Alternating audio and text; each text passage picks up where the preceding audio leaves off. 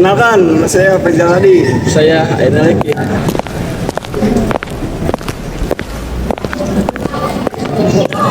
Gua Imam. Gua Haikal. Halo semuanya. Halo. Halo. Halo dong. Halo. Sorry ya teman-teman, lagi lemes soalnya siang hari. Oke, kita dari kelompok berapa? Opat. Kelompok 4. Kita mau bahas tentang estetika abad modern. Jadi kita tuh sering dengar kata estetika. Nah, kalau dengar kata estetika, apa sih yang terlintas di pikiran teman-teman terkait apa? Apa tuh? Indah. Oh iya lagi. Estetik. Apa lagi? Bagus. Bagus. Mimpi. Oh mimpi bisa. Seni lah. Jadi keindahan itu objektif subjektif kali ya. Estetik, seni, mimpi. Nah, tahu nggak sih kalian? Jadi estetika dari dulu sampai sekarang itu beda-beda, orang bilang berkembang. Iya. Ada yang bilang alam indah, atau ada yang bilang dunia ideal. Plato misalnya dia bilang mimesis gitu. Keindahan itu dibuktikan dari dunia ideal. Nah, kalau kita lihat nih perjalanannya, gimana sih perjalanannya? Perjalanan apa tuh? Apa tuh? Perjalanan sejarahnya. Sejarah estetika ya. Abad modern ini kan. Jadi sebelum kita misalnya masuk ke abad modern nih, ada apa aja sih? Pasti kan kalau kita bilang kita perjalanan pasti ada pra sama pasca. Jadi kalau pra kan ada yang kuno, ada yang tengah, nah baru kita gitu. Dia termasuk yang modern. Kita masuk yang modern dong, udah canggih ya kan? Iya. Kan sekarang udah kalau mau kemana-mana tuh tinggal ke dulunya naik motor kalau ada bensin tadi jalan nih bilis deh Pilih TJ Marian. TJ Pilih mah di UI. Salah. Tapi kan ini tema kita di abad pertengahan ya. Betul. Abad modern. Iya, modern. Tempatnya. Ada apa aja sih di abad modern itu? ya kalau kita bicara abad modern setidaknya ada 10 aliran dalam abad modern. Oh, banyak banget sih, Bang. Inilah apa namanya faktor sejarah atau perjalanan estetika itu. Jadi pemikiran itu dia selalu misalnya A sampai akhir enggak, tapi ada perkembangan. Jadi A BCD. BCD PMG. A merespon B gitu, atau B direspon oleh A gitu, dan lain sebagainya. Nah, ada sebenarnya 10 tokoh tadi atau 10 aliran. Yang pertama itu ada romantisme. Iya. Kalau dengar kata romantismenya apa sih? Pasti yang Cinta-cintaan. cintaan, romantis, berduaan, pasangan, gamon, masuk.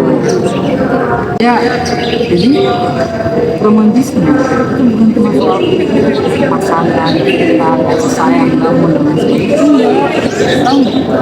Enggak gitu loh. Kayak gimana dong? Jadi kalau kalian mau tahu romantisme dia itu apa ya?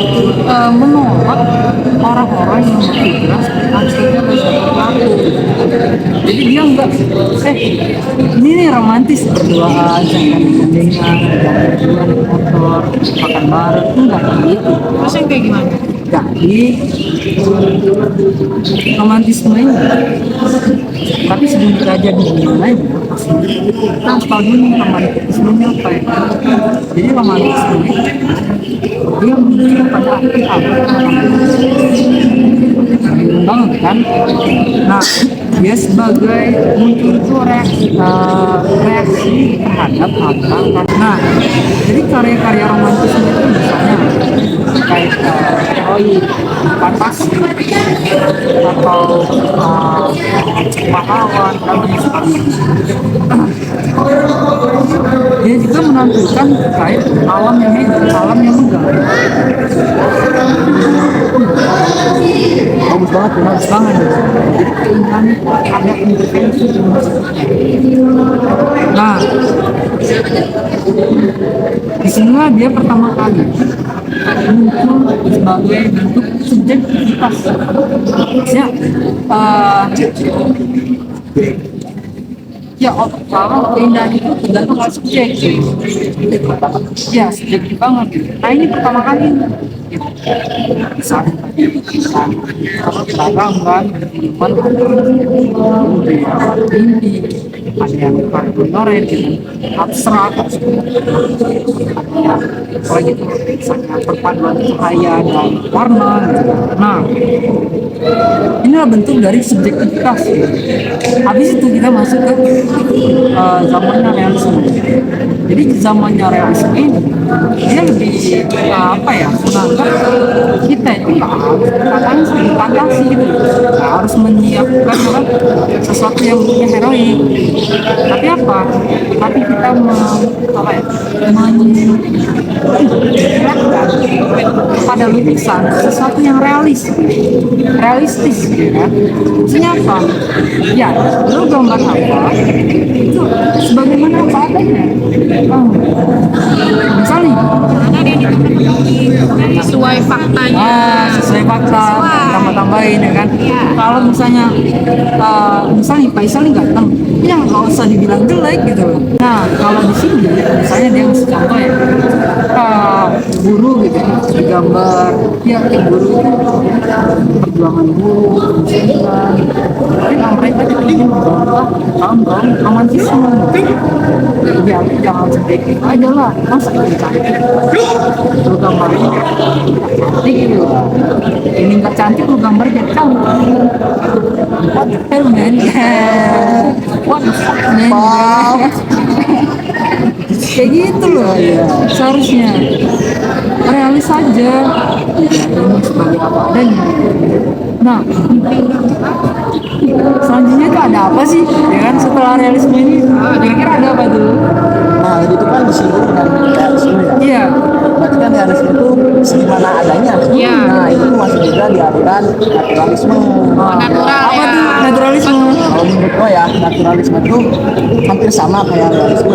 Jadi dia tuh aliran yang mau gimana adanya, mau segimana adanya, itu yang disebut indah.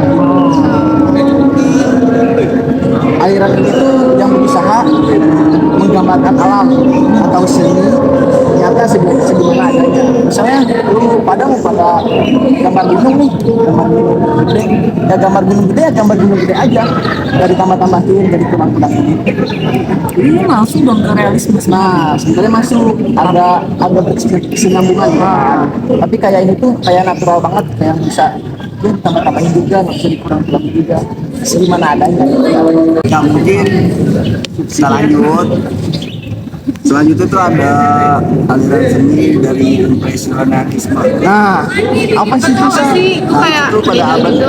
ke-19 dia munculnya. Karena apa? Karena di sini dia mau mengkontra dari seni yang terlalu akademik banget. Lewat dari kenyataan, cahaya yang dialirkan ke lukisan.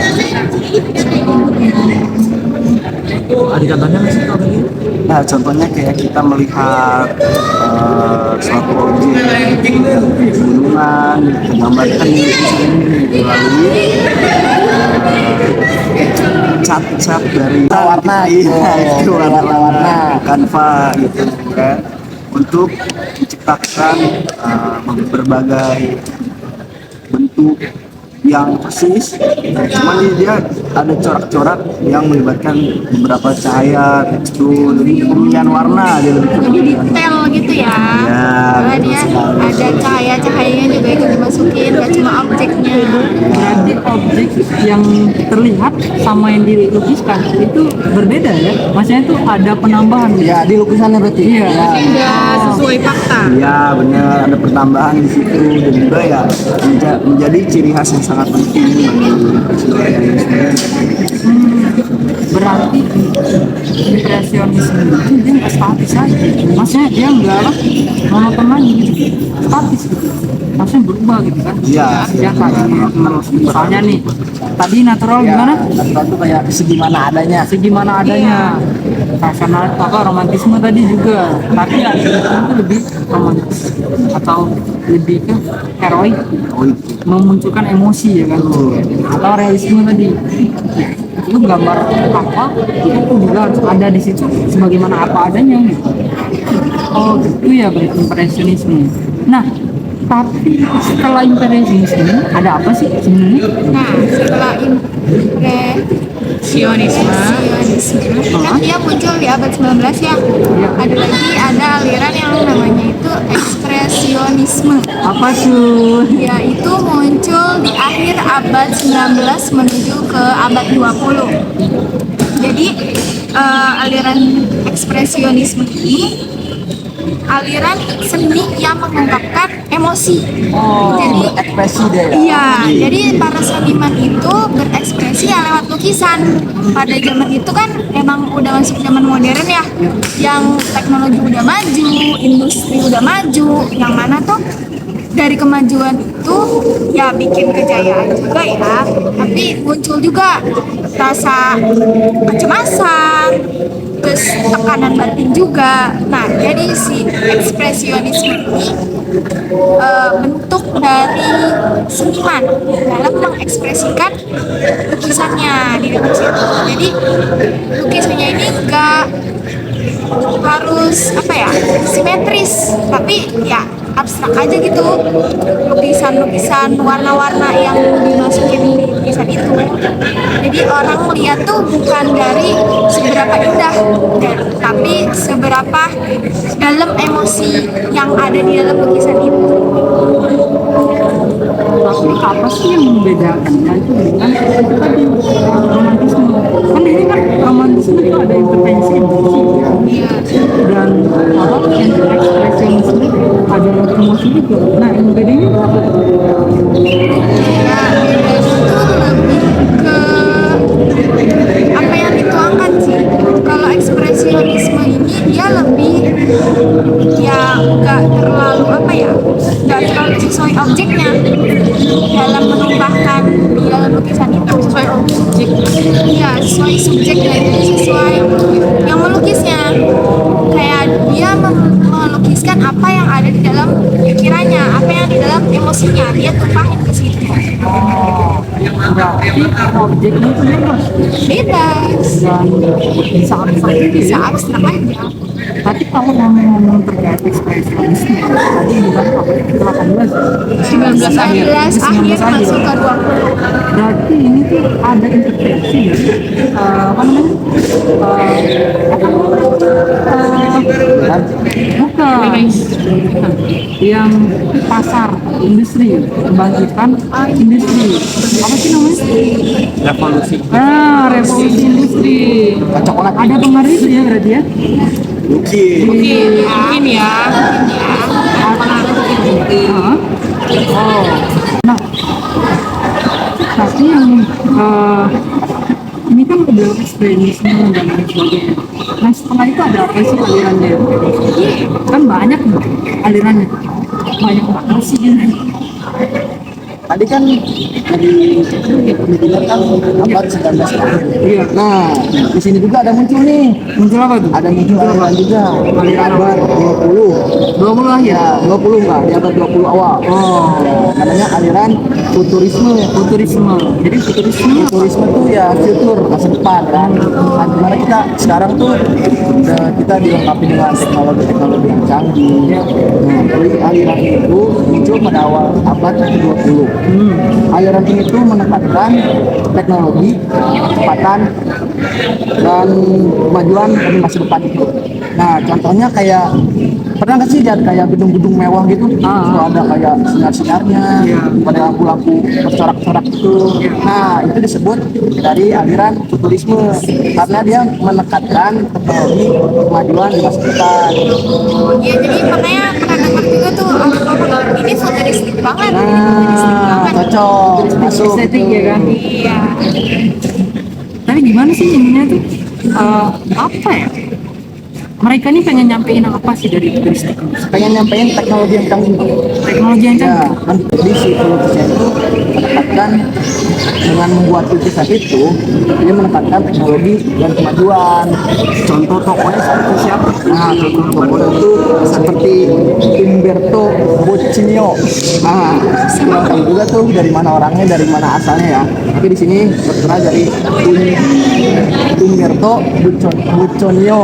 Dia memiliki karya apa tuh? Ya, mungkin karya lukisan-lukisan. Nah, dalam lukisan-lukisan itu dia menuangkan kayak tadi, kayak teknologi yang sangat canggih. Kayak misalnya, kita lihat ya sih kayak misalnya motor suka ada, kalau kita pakai kamera mah ngeblur tuh. Iya, iya. Nah, ngeblur tuh ya. Ada bayangan gitu Nah, ya. bayangan.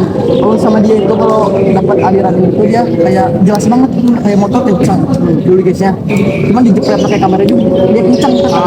Jadi nggak ngeblur sama sekali. Nah, jelas. Ya, nekatnya Jadi ada semacam kemajuan sih ya. Jadi gimana teknologi itu mestinya sebagai sesuatu yang seperti instan dan apa ya mudah digunakan ya sekarang.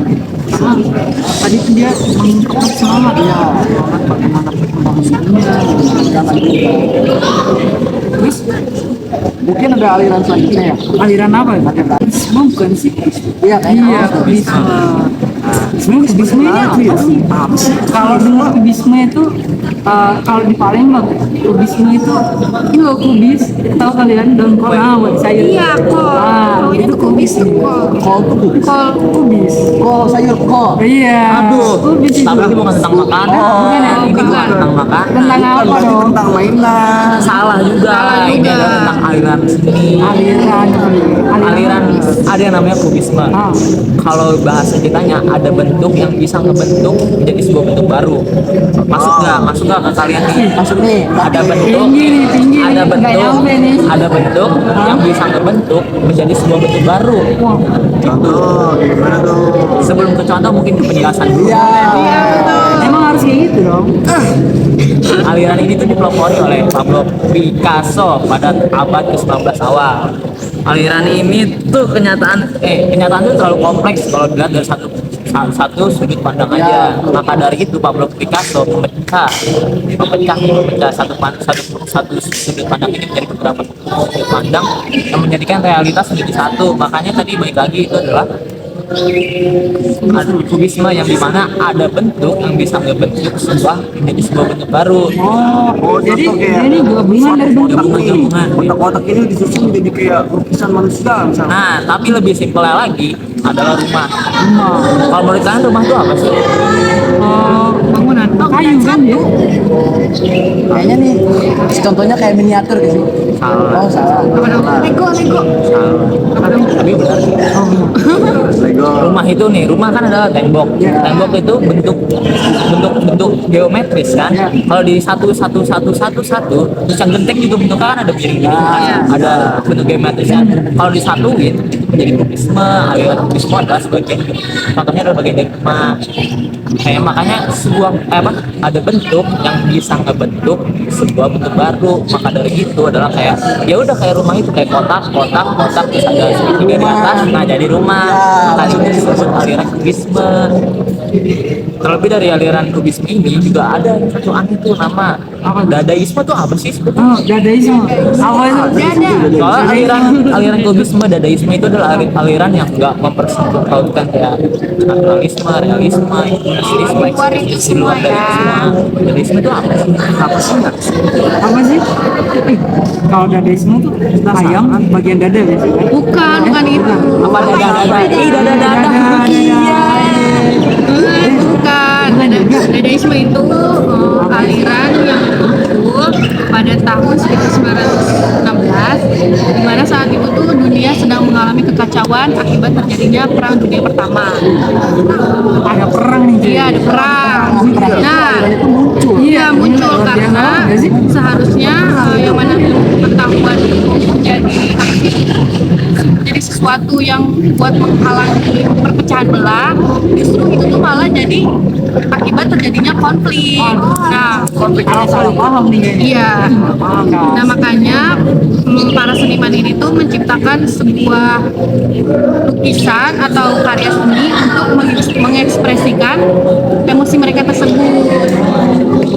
Contohnya kayak ini ya, tokoh Michel Duhem yang membuat lukisan Mona Lisa. Kan Mona Lisa kan cewek ya, cuman ya dia tuh ditambahin kumis sama jenggot gitu. Wah, Berarti Jadi apa? beda. Bukan cewek. penghinaan itu.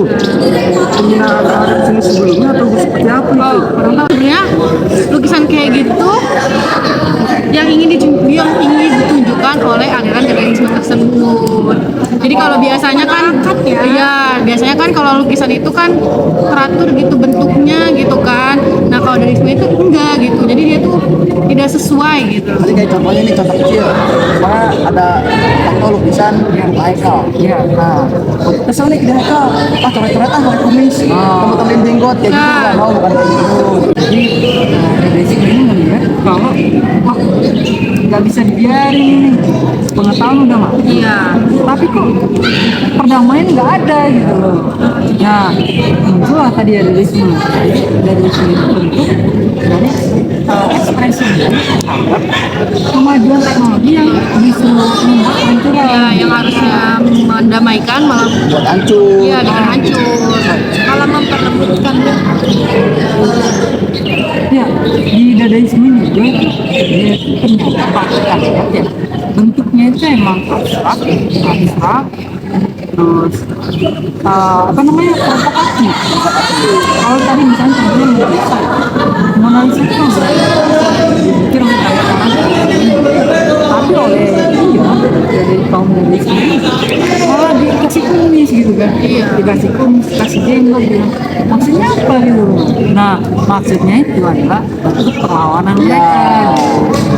Dia menuakannya lewat lukisan. Menuakannya lewat lukisan. Nah, ini kita udah banyak banget ngomongin terkait aliran-aliran ini. Masih ada lagi nggak sih? Masih sih sih ya. itu kayak surrealisme. Apa itu namanya surrealisme? Itu muncul dari abad ke-20, dia mulai berkembang tuh. Sisi kemanusiaan seperti yang perang-perang tadi. Dari Jadi realisme berkesinambungan. Dia munculnya sama aliran futurisme. Awal. itu dia lebih menggambarkan suatu imajinasi yang melalui karya lukisan. Jadi dia kayak misalnya dia tuh mimpi, ah bisa, Bisa. Enggak, dari melalui makna misalkan nih, misalkan dari di lukisan ini kita memiliki khayalan, wah Enal ganteng gitu. Wih. Gambarkan gitu ya. nih, Enal bodinya semana, jadinya mancung, itu kan suatu imajinasi kita gitu, menggambarkan lewat lukisan itu. Bisa disebut lewat mimpi. Bisa juga. Jadi bener apa yang gue bilang bang. Apa nih? Jadi estetik adalah bagian dari mimpi. Wah, iya betul. Ada ya.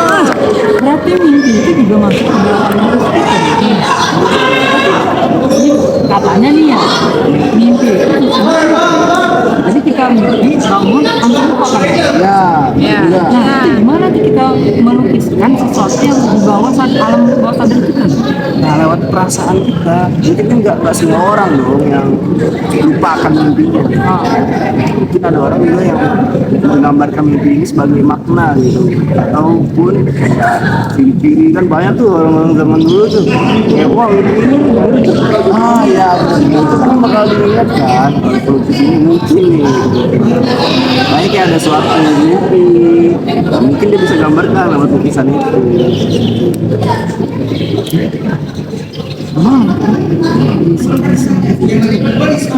Juga tuh bisa Karena berbalik dari kenyataan.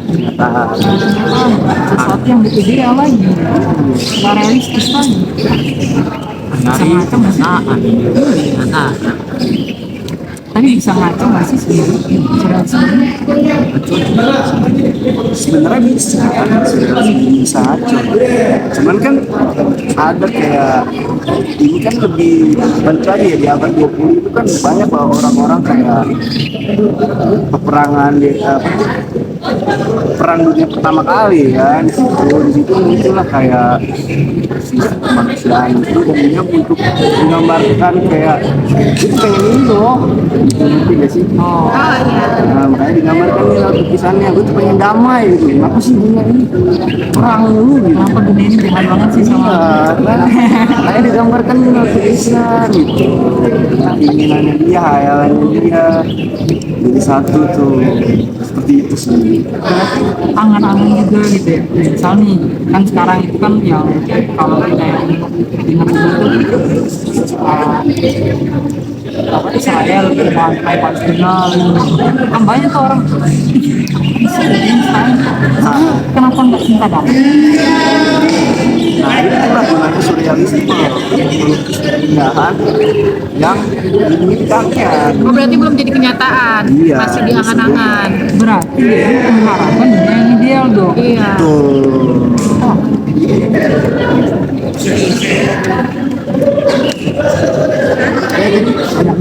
aliran-aliran Masih ada nggak sih? aliran ini ya. Tapi kayaknya masih ada sih. Masih ada nggak sih? alih-alih lari dari kenyataan jelas dari surrealisme. Kamu tau gak sih ada seni abstrak? Ini acak-acakan. Oh, acak-acakan. Ini ambulan-ambulan. Ambulan banget ini. Apa ini? Dari ambulan itu ada tokoh yang mempeloporinya. Ada namanya aliran seni abstrak yang dipelopori oleh Wassily Kandinsky. Itu seni yang gak harus selalu meniru dunia nyata. Lebih kayak ke tadi tentang ekspresionisme kan tentang perasaan, sedangkan surrealisme tentang angan-angan. Sedangkan kalau ini adalah bentuk nyata yang gak harus diikutin. Ini adalah penentangan dari aliran semuanya. Makanya sekarang ini lagi hits banget kayak bahkan Faisal mau lukis, tapi lukisannya nggak jelas, kita nggak bisa maknain. Nah itu juga satu hits, wah lukisan abstrak nih, ini nggak bisa dibaca nih, nggak bisa dimaknain. Wah, kita pindah tempat gini nih. Wah, iya. Oh iya nih. Hujan ya? Jangan mau lihat. Lagi-lagi ternyata ada yang halangin kita ya. Ayo. Tapi tetap aja meskipun hujan kan nggak melunturkan semangat kita buat kerja. Oke, capek nggak sih kamu nyataan dulu? Banget. Nah, enggak. Emang kelihatan kamu gimana? Baik banget. Langit abstrak. Abstrak Abstrak tuh nggak bisa ditebak ya? Aduh, iya kayaknya tuh. Emang sekarang sih lagi hitsnya abstrak sih. Abstrak itu adalah aliran yang dimana yang bentuk pernyataan itu diubah, dinyelenekin. Karena emang sengaja buat orang-orang tuh nggak bisa memaknainya. Karena ini berkaitan langsung dengan rasa yang membuatnya. Jadi biar yang Biar yang bisa membuatnya tuh tahu. ya yang tahu, biar orang lain tuh ya udah terserah mereka mau maknain apa aja, tapi kan yang tahu asli maknanya itu yang pembuatnya. Aliran ini tuh dipelopori sama Wassily Kandinsky. Seni itu nggak harus selalu itu tuh aliran, ada tokohnya namanya Ini nama orangnya. pengertiannya. Kalau pengertiannya itu seni yang gak harus selalu menerima kenyataan bahwa kenyataan itu emang ada, tapi ini tuh mainin garis, bentuk, warna, itu semua itu punya makna sendiri, punya arti sendiri, punya perasaan sendiri. Contohnya kayak topik yang gue bawa ini. Mungkin kalau lu coba ngartinya ini apa? Wah, ini mah gambar gak jelas. Wah, benar, gambar gak jelas, emang gak jelas. Karena ini gue yang buat, gue tahu artinya apa. Betul. Ini dari sini ada oren, lingkaran oren yang diselimuti ada biru, coklat, merah, bahkan putih di luar. Bahkan ada yang hitam, yang nusuk ke oren ini. Bagi gue oren ini adalah hati yang lembut, tapi dia tetap harus bertahan hidup. Karena orang yang bertahan hidup pasti kan ada ancaman, hambatan, karena ada tantangan. Nah, hitam ini ya diibaratin pikirannya wanita mulu ini. Kenapa kelembutan warna oranye? Karena emang maunya gua. Oh maunya, oh terserah. Karena bentuknya tadi abstrak ya. Abstrak. Makanya orang normal juga sekalipun ini nggak jelas, udah buang aja lah. Ya, emang nggak jelas. Cuman kalau bisa dilihat maknanya, ini ada maknanya sendiri. Karena apa ya? Iya, karena kita bertahan hidup pasti ada tantangan kan. Yang bikin kita bertahan hidup apa? Karena tantangan, karena hambatan, karena semuanya. Nah, maka dari itu ini mempresentasikan hidup kita. Gitu. Nah, yang putih ini apa ya? Yang putih adalah kuasa Allah. Allah, kuasa Allah. Yang coklat? Yang coklat bisa disebut tantangan. Ada juga. Sama dengan itu. Tantangan, hambatan itu beda. Beda.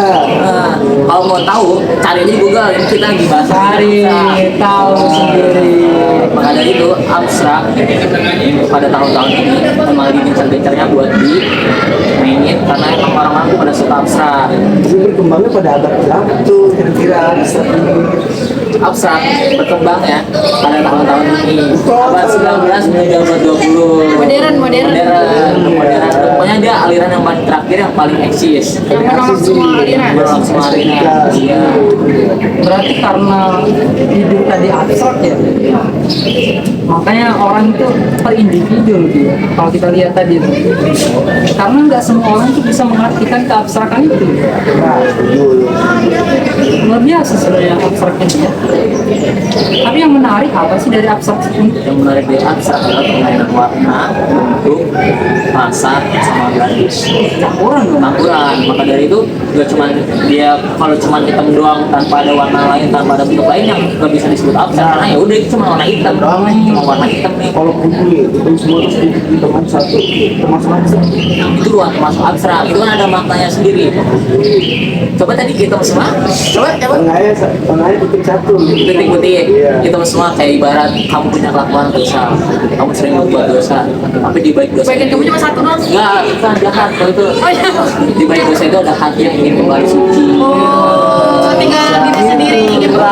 Titik-titik putih itu melebar sah. Iya, betul. Menutupi warna-warna hitam itu. Asik. Usahain ya, Sa. Iya, alhamdulillah. Luar biasa banget. Hijrah ya, hijrah. Hijrah Kalau ya. kita dilindungi oleh Allah Subhanahu wa taala. Kita ini udah panjang banget ngomongin aliran-aliran ini. Kalau kita lihat tadi kan ini tuh setiap orang, setiap zaman itu pasti beda-beda melihat keindahan itu. Ada romantisisme, ada realisisme, ada imperialisme, ya kan? Naturalisme, ekspresisme, dan lain sebagainya. Buset ya, capek juga ini kita ngomongin ya. Iya sih. Udah dulu kali ya? Udah capek mau ngopi. Ngopi, ada Lapar. mau sholat, mau makan, mau minum, mau Mau ngopi, dijajanin. mau dijajanin juga. Udah ya. Oke teman-teman, udah dulu ya. Kita capek juga ini. Dadah. Sekian, dadah. Assalamualaikum. Is the loneliest number that you'll ever do. Two can be as bad as one. It's the loneliest number since the number one. One is the loneliest number that you'll ever